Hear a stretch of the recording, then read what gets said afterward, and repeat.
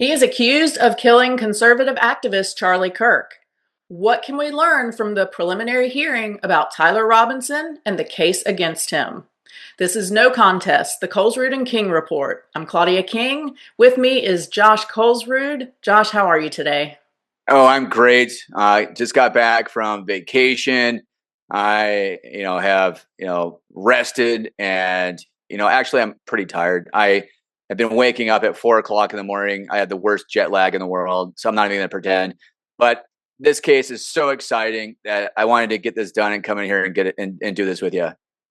I am so glad that you did. And I am also tired, but only because I ran 3 miles today in the 95-degree heat. So yours is more fun, I would say, your reasoning. But let's hop into this hearing, this case. We've talked about this case before on Closing Arguments, the old show that was on Court TV. hmm One of the things that I'm curious about when we talk about this hearing is a lot of people were surprised at why the prosecution asked for a 5-day hearing. Seemed Yeah. like a pretty long hearing, and I joked a couple days ago on Court TV that they did that because the defense was objecting literally everything that the prosecution was trying to bring in, and I said that's why it's going to take 5 days. But Josh, I would love to hear your thoughts on why the prosecution decided that 5 days, which seems long, is what they needed for this prelim.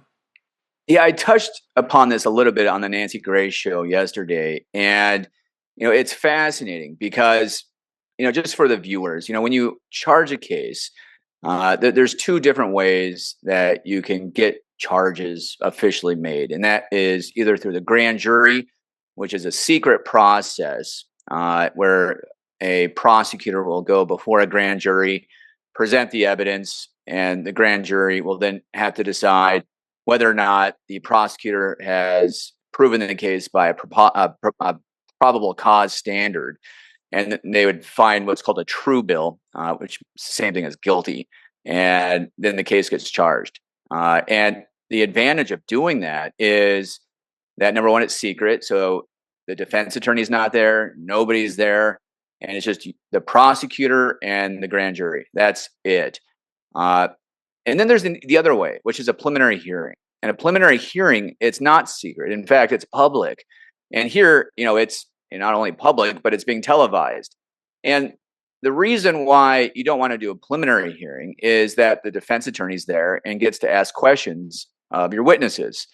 And the reason why you don't want that to happen is that if the defense attorney gets to cross-examine your witnesses, he paints them into a corner. So when they testify at trial, and let's say that their statements change a little bit, he can impeach them using the statements that they gave at the preliminary hearing and saying, look, you said this at the preliminary hearing, but now you're saying that. And it can really damage the credibility of the witnesses. It also gives a defense attorney the ability to see the cards of the prosecutor. He gets to see their theory of the case. He gets to see the weight of the evidence and see how they present it to the judge.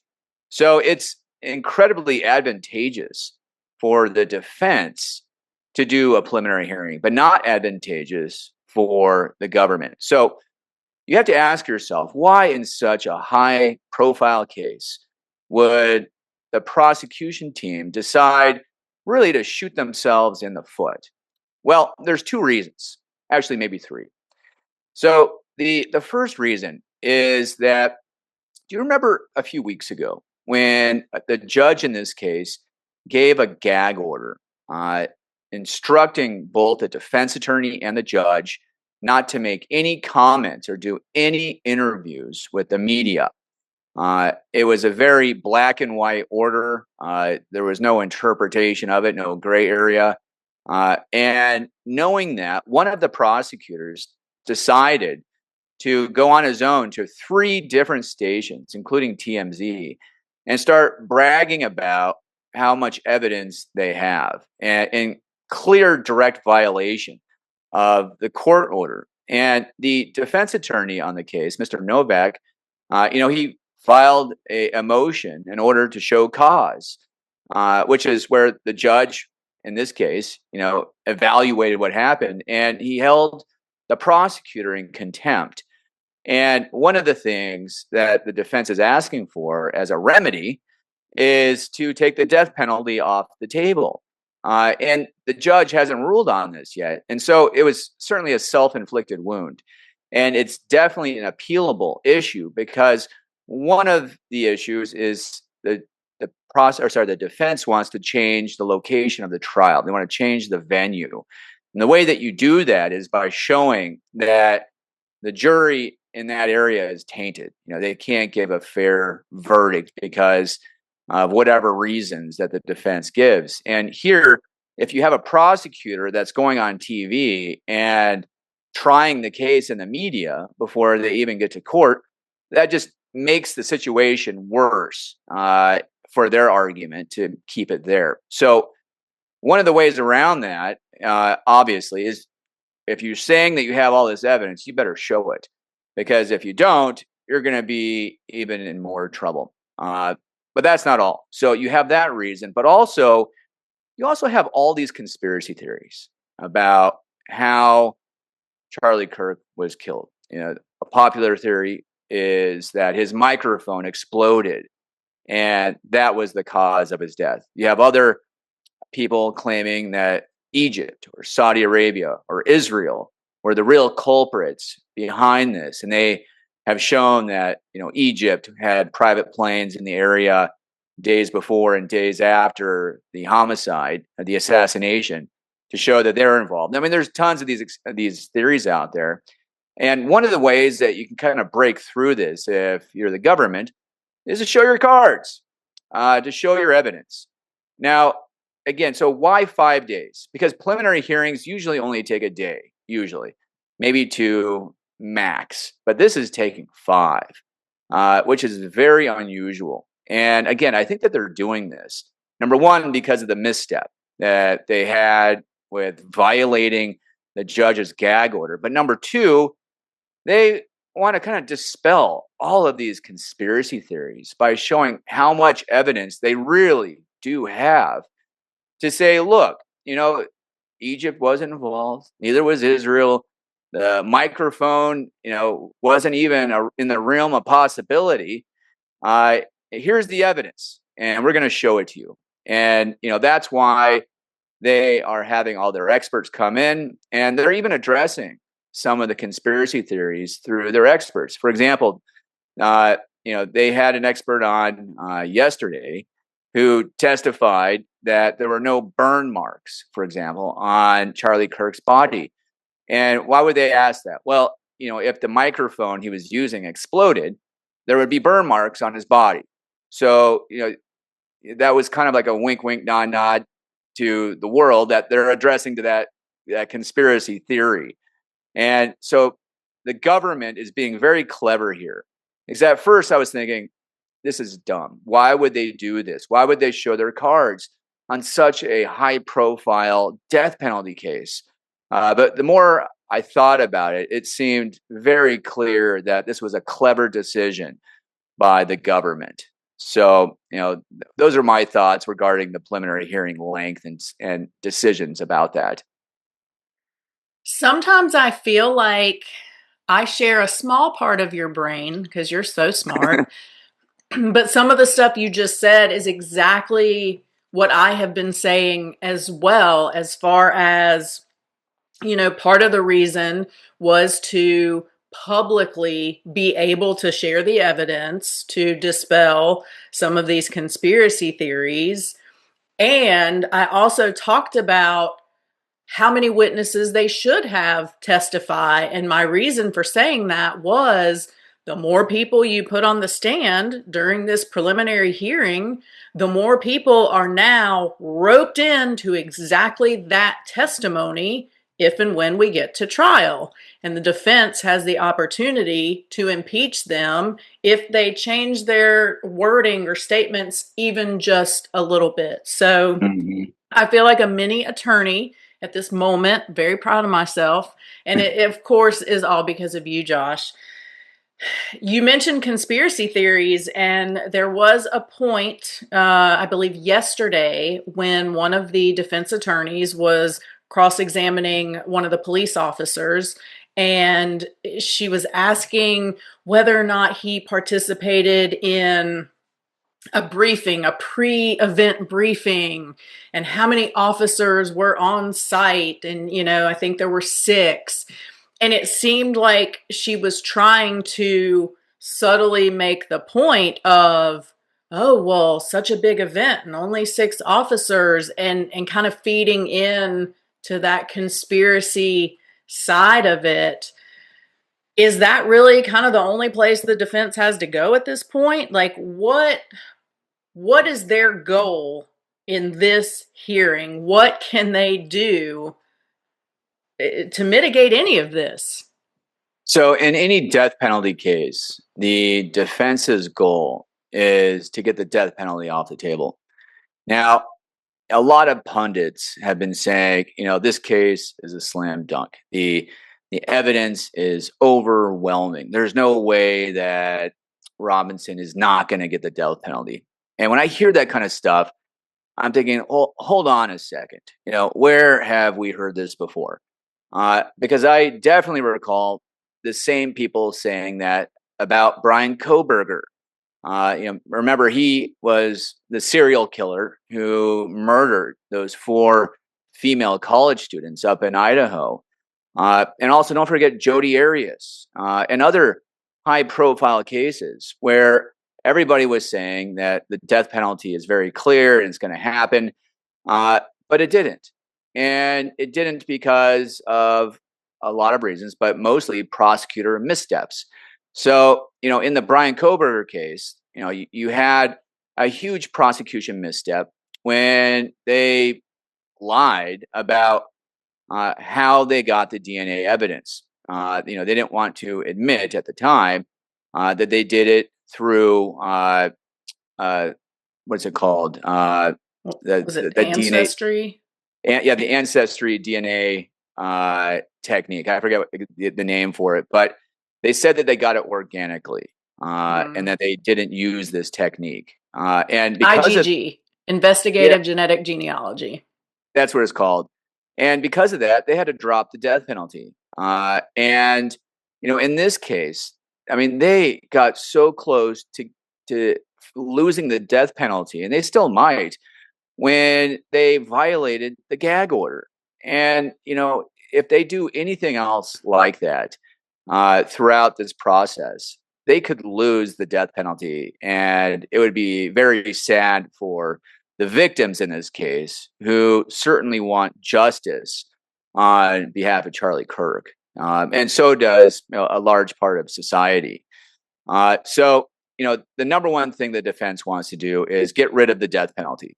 And, right now, the court has to find 2 different things in order for this case to proceed on the death penalty stuff. So the judge has to find that Charlie Kirk was murdered by Mr. Robinson and that there was an aggravating factor, namely, in this case, that the way that the assassination occurred, it endangered the lives of everybody else was there, to the extent that other people could have been killed or wounded or hurt in a traumatic way.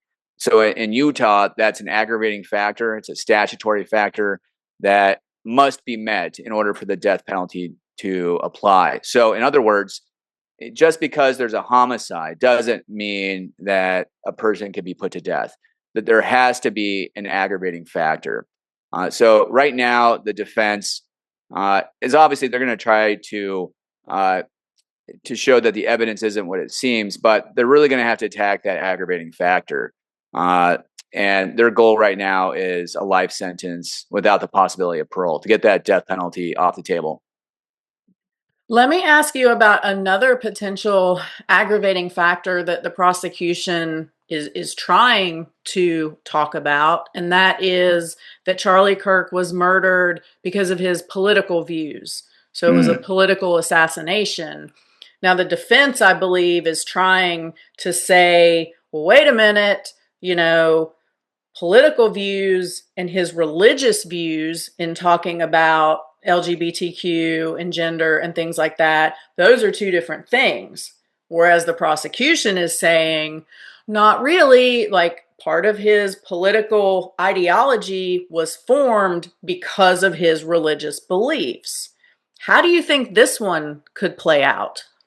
That's a thorny issue. And the reason why the defense is making that argument is that Utah hasn't had a case yet that combined those two things.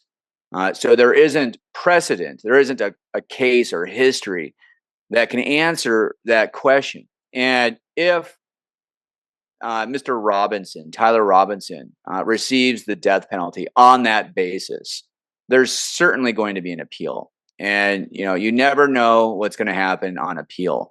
And in Utah and in other states like Arizona, you can a judge or a jury can find more than one basis for the death penalty. So what the prosecution wants to do is try to prove as many aggravating factors as they can, just in case on appeal, the Supreme Court or the appellate court say that you shouldn't have combined the religious and the political beliefs together. So we're not going to give you the death penalty on that, but we will give you the death penalty on the crowd situation, that the way that the assassination occurred really endangered the lives of everybody else. Do you think part of what the prosecution is doing during this hearing is laying out enough of the evidence to try and get the defense to take a plea deal if the prosecution missteps don't take the death penalty off the table? Do you think they want to potentially tie this up with a nice bow and be done with it, with him in prison for life, not have to worry about a trial, not have to go through appeals? Is that something they could be thinking about? No, I don't think so. And the reason why is, when you're a prosecutor and you have a death penalty case, you have to be in a mindset where there's no alternative. Like, you're going at this guy with everything you have without any negotiation, because in a death penalty case, there are no plea agreements. And you don't want to think about settling if your goal really is the death penalty. Now, some prosecutors, unfortunately, will use the death penalty as leverage to force a defendant to take a plea agreement. And, I think that's unethical. And I think most prosecutors, if you asked them, would agree. And I really hope that's not what they're doing. And I don't think that it is. And I think that if they're doing their jobs, they're thinking that this guy is going to get the death penalty, and we're going to be the ones that make sure that he does. You know, in a death penalty case, so let's fast forward. Let's say we get through this prelim hearing, the prosecution didn't mess anything up, and death penalty is still on the table, and now we're going to trial. In the defense camp, their goal is to keep their client alive. So, how do they approach the trial knowing all of these mounds of evidence exist and knowing that their end goal is really just to keep Tyler Robinson alive? How do they do that? Well, I mean, is there like is there a reason to question his safety in the jails? I mean, what exactly do you mean by that? Do you think It, that he might be suicidal? Or no, just that, they want to keep him from getting the death penalty. That's yeah. their ultimate goal. Hmm. So, how do they strategize doing that? Because I'm a very confident and competitive person, but in this kind of case, like, they can't be sitting around the war room going, we can get a not guilty here, right? Or are Yeah. they? Well, I know. I think that their only goal is to win on that issue of the death penalty. I don't think that they realistically think that they can get a not guilty. I think that they think that maybe they can get a hung jury. So the difference between a hung jury and a not guilty is that you have to have a unanimous verdict. That is 12-0, either for guilt or not guilty, and to get one of those two outcomes. Now, what happens if there's a juror or two or three that votes a different way than the rest? Well, then you have a hung jury, meaning that there is no verdict, and most likely the prosecution will retry the case a second time. Now, the interesting thing about retrying cases a second time is that most states on a death penalty case only allow you to do it twice. You can certainly retry somebody as many times as you want on felony counts, but not death penalty. So if they don't get it the first two times, it's most likely going to be off the table. How important will it be for the prosecution to really address every single potential conspiracy theory during the trial, just in case, like you said, you have that one, two, or three jurors who are conspiracy theorists and do believe it could have been France, or it could have been this, or it could have been that. So will they need to go even further than they are in the prelim to really dispel those theories? So, prosecutors have to toe a fine line when addressing arguments or anticipate arguments from the other side. Now, you should always try to take the wind out of somebody's sails if you can. So, for example, I mean, if you know there are some bad facts that are going to come out that hurt your case, psychologically, it's much better for you to bring it out first and frame it in a way that minimizes the impact on you more than how the defense is going to do that. And that is certainly something that the prosecution should and must do. However, when it comes to anticipating defenses, you have to be really careful for a variety of reasons. Number one, the way that you present the argument might actually be better than how the defense attorney would do it, and you could unintentionally create a defense in a situation where it may not have even have existed. So you have to be careful by framing the defense's theory first, because you could be actually better than they are. And you could also introduce facts that they didn't think about. And again, you can make it better. Also, what if you're wrong?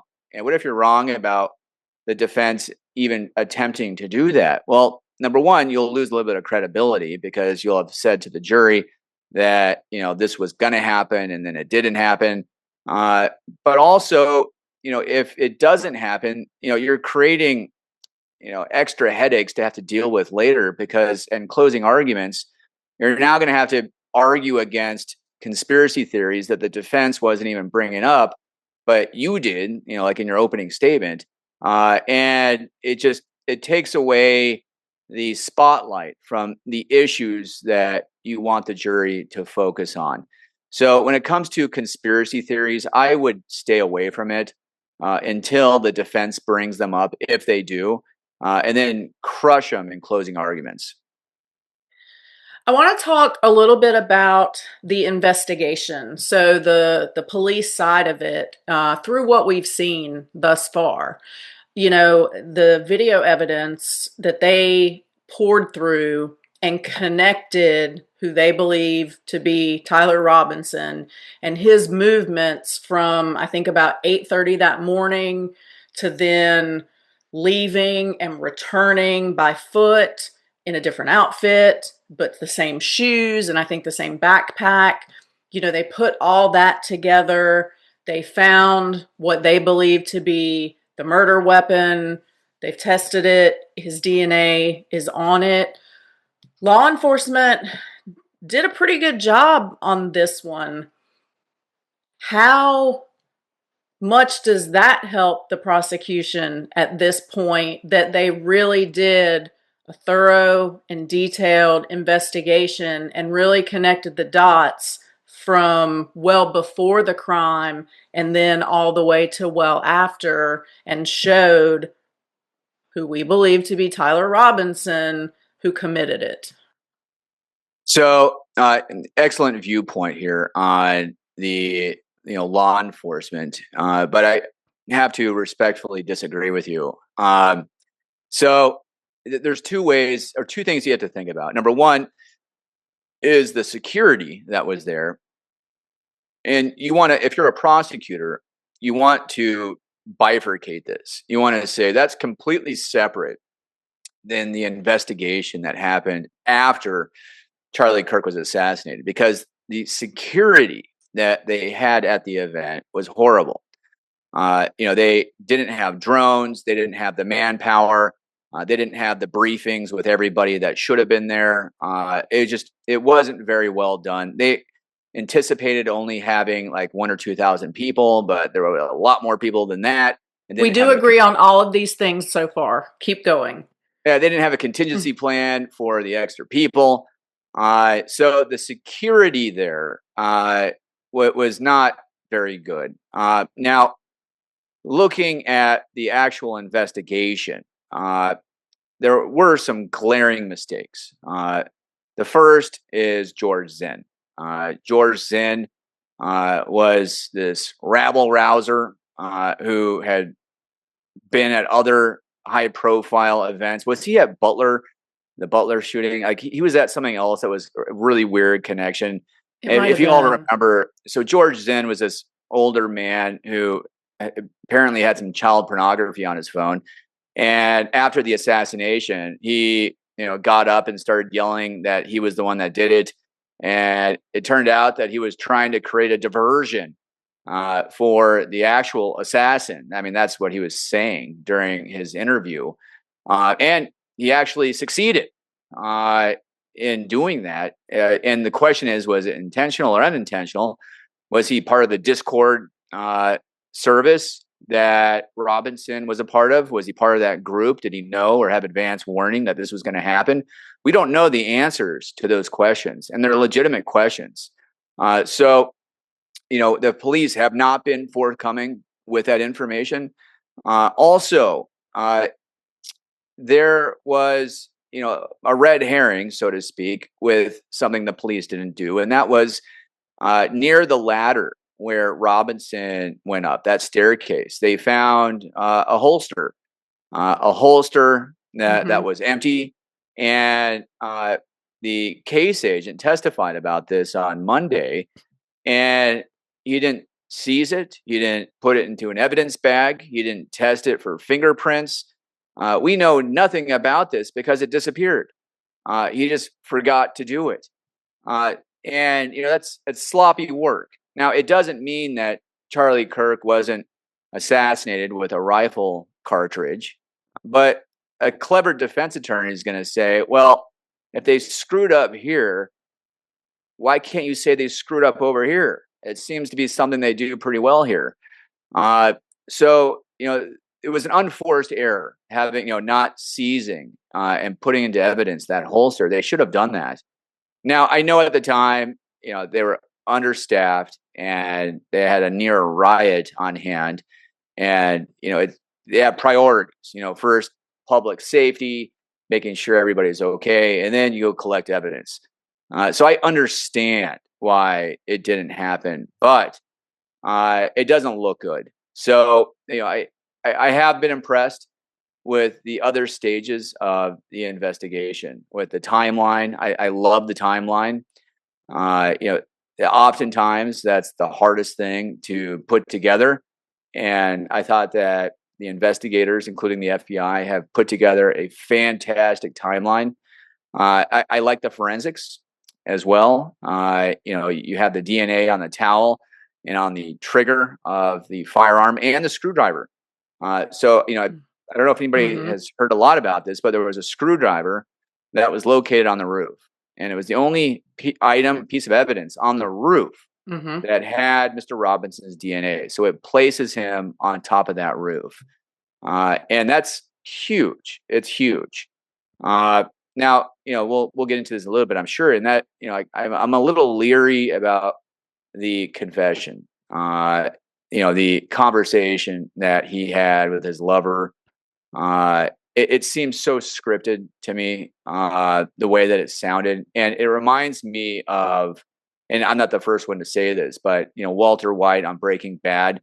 Towards the last episode, Walter Mm-hmm. White knew that the FBI was recording him, called his wife because he didn't want his wife to get in trouble, and then confessed to his wife uh, that he was this, drug dealer and making blue ice and all that kind of stuff. And his wife knew this, but they wanted to play it like she didn't. And so he was trying to control the narrative. And it almost has that kind of feeling here. Because if you listen and you read the transcript of what he said, and there's some hilarious renditions of this on YouTube, like some method acting of like people in the Renaissance saying it. Like it just sounds so weird. It sounds Mm-hmm. so weird. And I hate to laugh because it's a homicide and it's Charlie Kirk, but it's hilarious.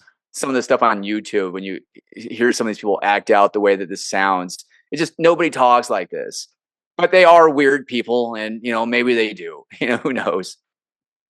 As you were talking, I was trying to look up George to see where else he was. I could not readily find that, but he did plead guilty to like sexual exploitation of a Yeah, child and he obstruction had it of on his phone. justice. So, yeah. So, note to anyone, if you're going to pretend to be the criminal so the real criminal can get away, don't have child porn on your phone with you. It's not good. It's just not good. Josh, we're going to wrap it up here shortly. What do you think we're going to hear from the lover? Is that what we're calling this person? Lance, right? It's Lance, I think.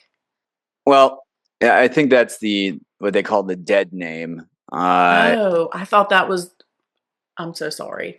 Well, that's the only name I have. Mhm.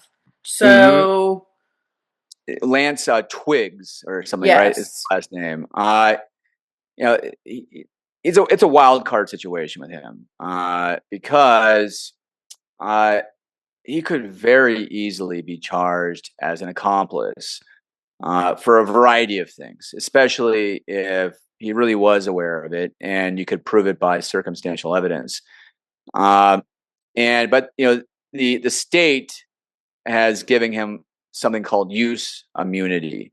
And it's not immunity meaning that they won't charge you. It means that they won't use the statements that he's given against him if they do decide to prosecute. So if he's telling the FBI or law enforcement in Utah incriminating information about himself and Mr. Robinson, they can't use that against him. And you know, if you're going to be given use immunity, there's probably a provision in the agreement that says that you have to testify and that your immunity can be revoked if you decide to change your mind about that. So he's certainly going to be a huge material and star witness for the government. And I mean, it's, the government still has a great case without him, but he really gives some great context into what was going on and especially to motive in this case. And that could really help with the death penalty, especially with the religious and political angle about why Mr. Robinson committed the assassination.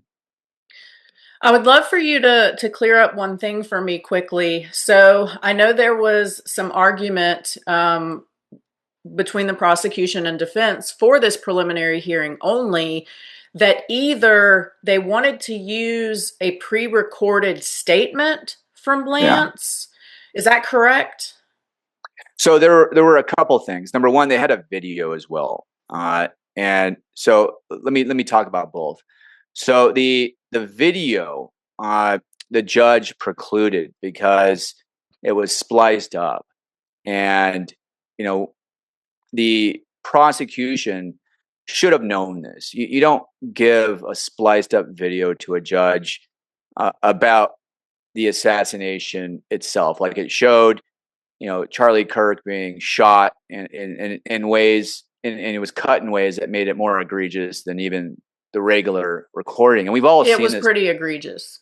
Yeah, we've all seen this before with like videos on X or TikTok, where you have 10 seconds of really dramatic stuff, and then you go on to the next video, but then you see the real video like the next day, and it's like 2 minutes long, and it's like, oh, it's bad, but it wasn't as bad as what it seemed like.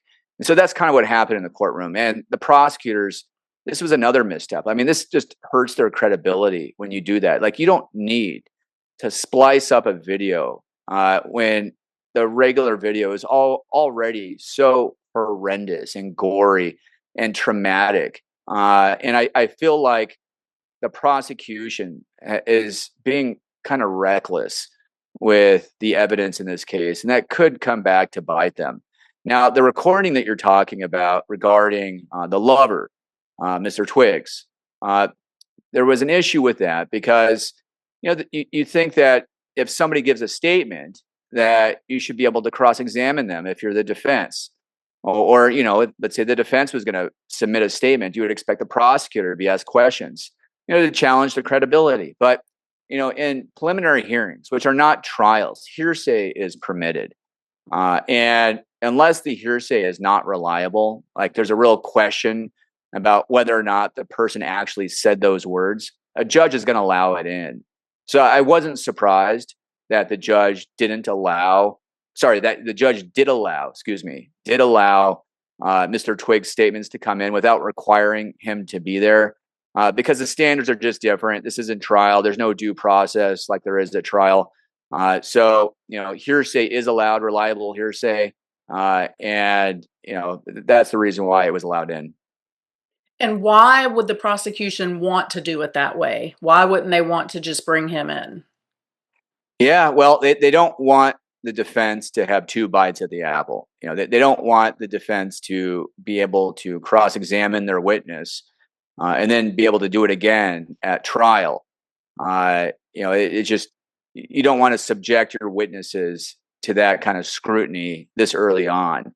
I mean, these aren't professional witnesses. They're civilians, and this person is already going to have to go through some traumatic coaching and before they testify at trial.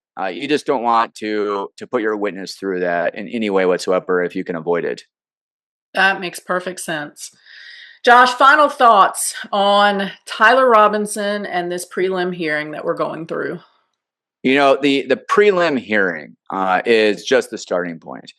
But, once the court finds that probable cause exists, and they will, the case will be set for trial.